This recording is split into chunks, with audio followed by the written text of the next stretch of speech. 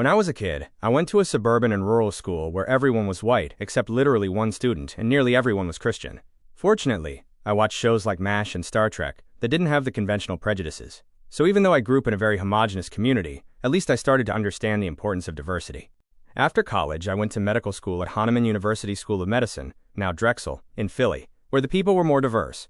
Yet most of the Black and Hispanic people I saw were on the streets, and people doing menial jobs in the medical school like cleaning the bathrooms, or cooking the food in the kitchen, or were patients both in the hospital and clinics. Most of the white people were either students or faculty. Yet, the Black people were clearly bright and articulate. I knew it was prejudice that was holding them back, not ability. Today, as a teacher, I want to bring what I learned about prejudice to my students in a way that makes sense to my kids, and includes more than just learning dedications that are meaningful to both me and them. I am fortunate to work with a diverse student group, with many Asian students, including those from countries in the former Soviet Union, like Uzbekistan, India, and Pakistan, and China, as well as many students with roots in South America, and from many different faith traditions including Judaism, Islam, Catholicism, and Buddhism. So the diversity makes the school a social, rich learning environment. There are several reasons why I am interested in learning more about AI.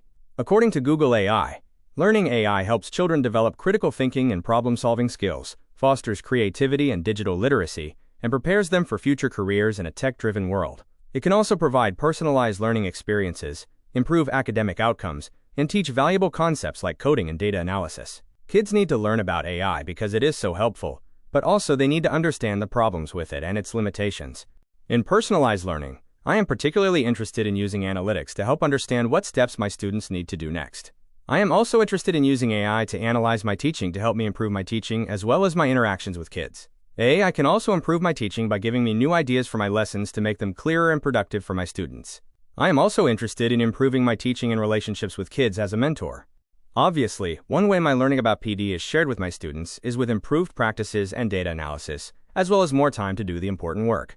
In addition, I would share my learning with Lunch and Learns, PD sessions in the afternoons, and other PD within my school. I already share my learnings with my community at NYC Public School Teacher Evenings, like Google Educator Group meetings, so I would share at similar meetings.